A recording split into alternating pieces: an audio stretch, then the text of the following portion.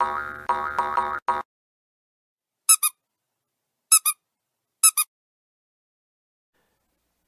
what we have today? And it goes in a pot. We're going to be doing chicken. I got a good sale on a bunch of chickens. I got 5 of these things, and I ended up boiling them throughout the day. And we're going to debone them and freeze dry the meat. And with the liquid, we're going to boil down the carcass and the skins and make chicken stock. So, roll up your sleeves, find a good movie. This is going to take a while. I kind of have an assembly line going here. So I got my chickens right here. And so the meat goes into this bowl, and the bones and the fat and what's left over go into that bowl. So I think I'm on chicken number 3 out of 5 chickens. So like I said, the meat is going to be freeze dried, and then we're going to take the juice and the carcass and make chicken stock, and this we're going to bottle. I could probably freeze dry this, but I don't think it's going to be worth it because of the fat content. So this will be bottled chicken stock. This will be freeze dried chicken. And then after that, we'll make some chicken dishes to freeze dry, and we'll freeze dry some of the meat. And we'll see how much meat we get out of these 5 chickens. Out of the 5 chickens I had, I yielded a little bit over 11 pounds of meat. And this is all my carcass over on this side that I'm going to boil down to make some chicken stock. This is going to go into some recipes for freeze drying, and I'm also going to be freeze drying the meat itself. So, on with the next adventure. I bagged up all my chicken, and I had a little bit over 11.5 pounds. And this is all the bones and the fat and everything else I had left. I'm going to return this back to the pot.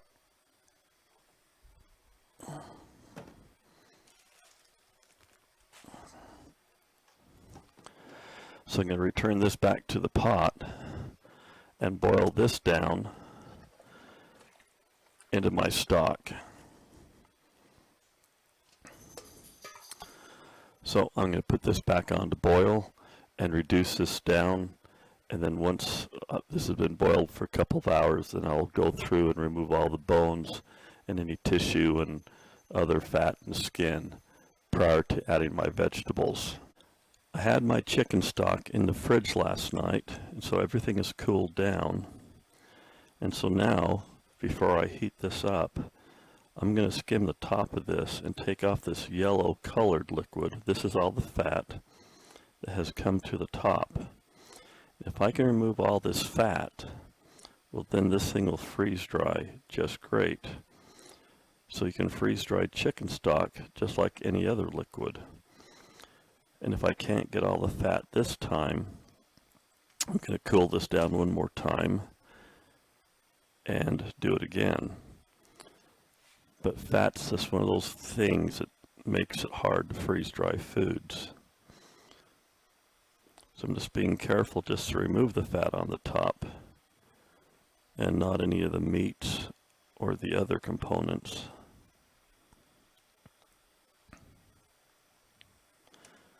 In the wintertime, this is much easier to do because I can just set my pot outside on my patio and not have to cool it down with water and ice. So once this fat is removed, I'm going to go ahead and boil this down and reduce it. And then I'm going to add some carrots and celery and some other vegetables to help make the stock. And I'll post the recipe on this video. I think I have just about as much as I can get right now. My chicken stock has been boiling for a couple hours now, and it's gone down about 2 inches in fluid. So to this, we're going to add some carrots and some celery onions,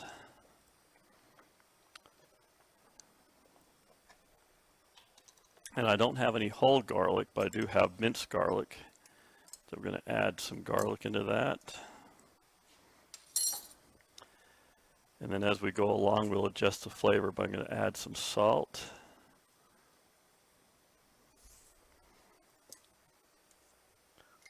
And also some pepper. And I almost forgot the bay leaves.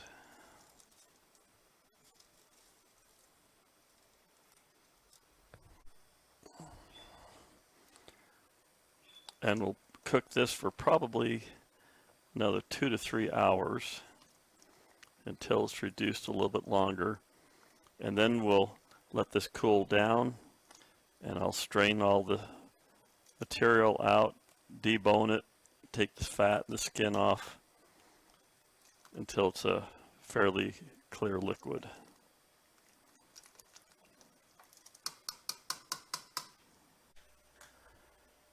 Well, 4 hours later, all this has been cooked down. So I'm taking all the solids out and leaving the stock behind. And this stock is quite concentrated. I've separated the solids from the liquids, and so this is all of our chicken stock right here. Tastes wonderful. So the next thing I'm going to do, I'm going to pour the chicken stock into these half-gallon pitchers so that as the chicken stock cools down, all the fat will rise up to the top, and I can skim off the fat. Now the fat does have a lot of flavor in it, but the fat's not going to freeze dry very well. So that's going to be the next and pretty much the final step prior to putting it into the trays and freeze dry it. This is my chicken stock I put in the refrigerator overnight, and I like put it in a tall pitcher because all the fat can come to the top in a very small area. And I'm hoping I can tip this to show you the fat, but you can see there's about a full inch of fat at the top of this. So all the fat's at the top, all the chicken stock or the broth is down towards the bottom. So what I'm going to do, I'm going to go ahead and take this fat off because this is not going to be good for freeze drying. So this is all the fat from my stock. Nice and thick, easy to handle. Now unfortunately, the fat has a lot of flavor in it. So I'm losing a lot of the depth and the flavor from removing this fat, but it has to be removed to freeze dry. So when I reconstitute this, I can actually replace some of the fat with olive oil or vegetable oil to give the broth a little bit more body. So it's one of those necessary things that has to be done for freeze dryers, but I'm going to go ahead, and because this is pretty much congealed, I can go ahead and put this into my tray without a problem. If this wasn't congealed, I'd have to pour it in. If you take a look right here, the bottom of the pitcher, you can see all the particulates. This is a lot of some of the seasoning and some of the meat that actually settled down on the bottom that I want to definitely get that. When this is done out of the freeze dryer, I'm going to send it through my food processor because I want all this really extra flavor to be equally mixed with this chicken stock or with the broth. So I'll make sure I mix all this up before I package it, so the flavor is consistent through and through.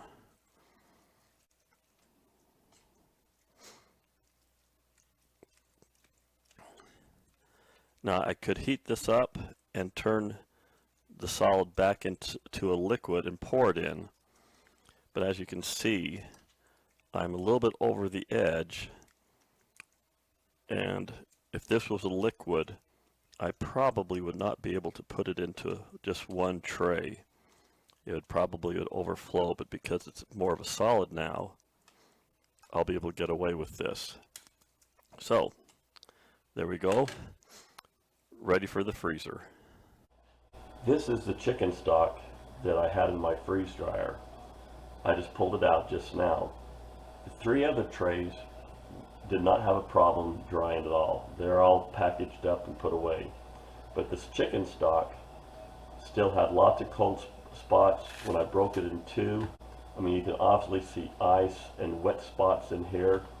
So the chicken stock is actually taking a longer time to dry than most of my other foods.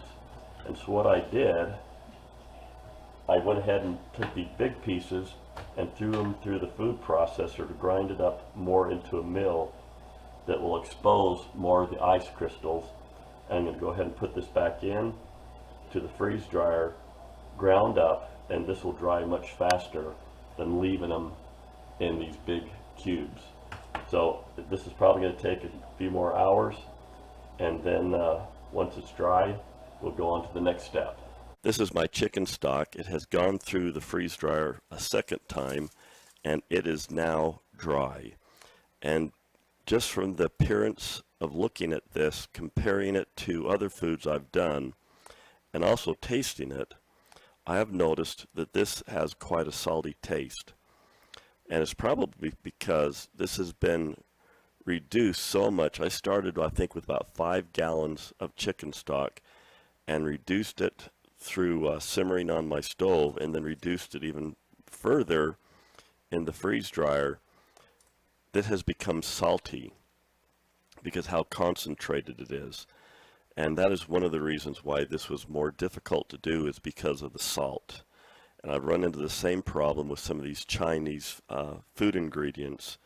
What I'm going to go ahead and do now, I'm going to throw this through the food processor again, because it's like little teeny dirt clods right now. So I want to powder this so it's more like a bouillon. And so this is chicken stock, but it's also going to be like a chicken bouillon by the time I get done with this. So this right here is what's left over from 6 chickens and 5 gallons of water. Now, of course, the meat I separated from all the carcasses, but once I removed the meat and had 6 chicken carcasses and 5 gallons of water and the vegetables and everything else there, this is what's left. It's only maybe about 2.5 cups worth of material here, but the flavor of this is really intense. I mean, this just has the strongest chicken flavor I've ever had, and it's just amazing how the depth of flavor that this is. I'll probably have to put this into a smaller bag. I don't think it'd be worth putting this into a 1-gallon bag. It's just not enough material, but there you go. This is freeze-dried chicken stock, and I guess it's akin to being like chicken bouillon.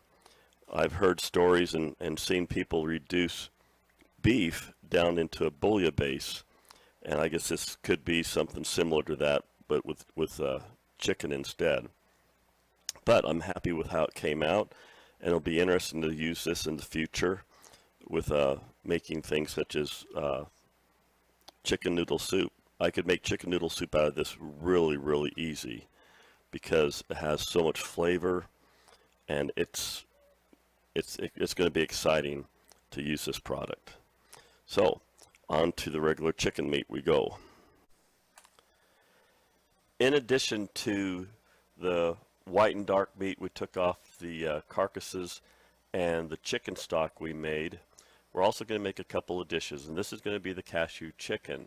Now, normally cashew chicken would be made with raw chicken meat, but if you're going to freeze dry cooked meat and use it in the future, well, we'll just have to adjust the cooking time for meat that's already cooked. So we're going to make a simple marinade for our cashew chicken, and that's going to consist of 1 tablespoon of soy sauce and 1 tablespoon of white wine or rice wine and 1 teaspoon of cornstarch. And we're going to put that into a Ziploc bag to marinate our chicken with.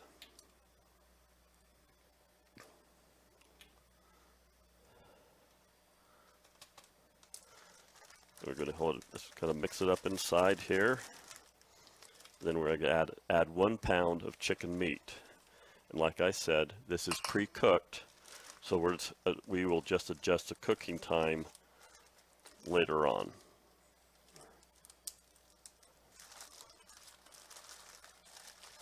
So we're going to move this chicken around, make sure everything gets well covered with the marinade.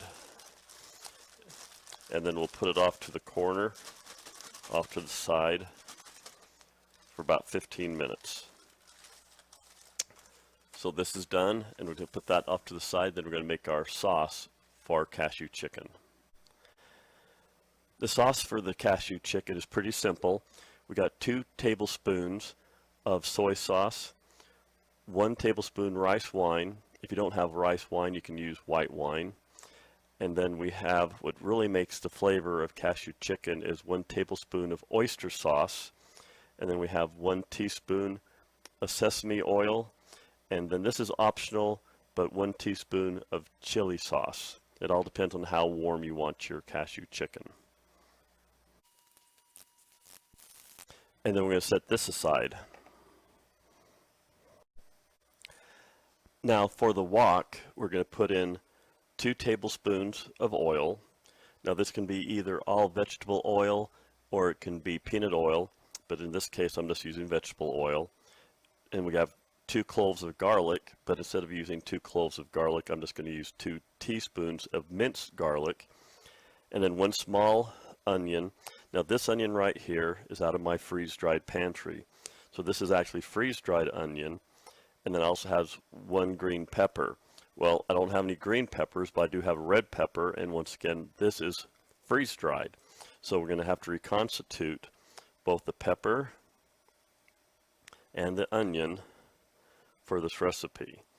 So this is another way that your freeze-dried pantry can aid in your cooking.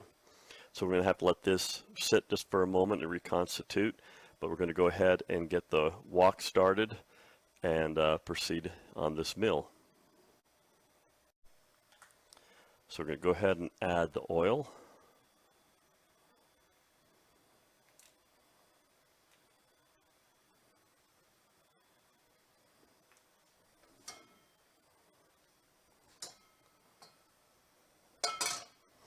And we're going to add our freeze-dried onions.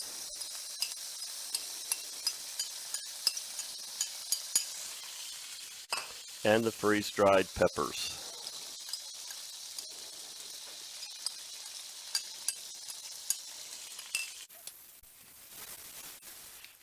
And we're going to cook these until the onions become translucent. And then we're going to add the garlic.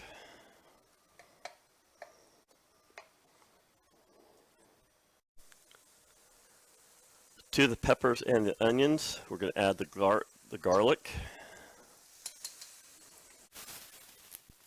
and the fry sauce. And we just want to cook it long enough to caramelize the garlic. And then we'll add our marinated chicken. Now this chicken has already been cooked, so we don't need to cook it as long as normal, because this could be the chicken out of your freeze-dried pantry. Just want to heat that chicken up to get it ready.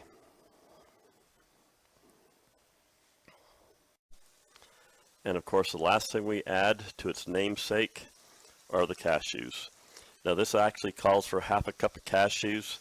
I will put between 1/2 cup and a cup. I like the cashews in my cashew chicken. So this is all ready to be served with noodles or with rice. In this case for tonight, I'm going to serve this over some fried rice. And whatever I have left over will be freeze-dried for another day. These are my 2 trays of chicken that came out of the freeze dryer just now. So out of the 6 chickens I boiled down, I have 2 full trays of chicken. So this is one idea that you can do with chicken. And from this, I can make all sorts of different types of meals. Or I can just rehydrate this and have it as an entree. There's, chicken is very versatile. This is our cashew chicken out of the freeze dryer, and it's ready to be bagged up. So we did the regular chicken, the mixed white and dark meat. We did the cashew chicken, and we did the chicken stock. This just gives you a few ideas of what you can do with chicken. Chicken is probably one of the most usable proteins on the earth. I think people eat chicken more than any other protein. But anyway, I hope this gives you some ideas. Thank you for the time you spent with me. Please subscribe, and as always, go forth and freeze dry the world. Thank you.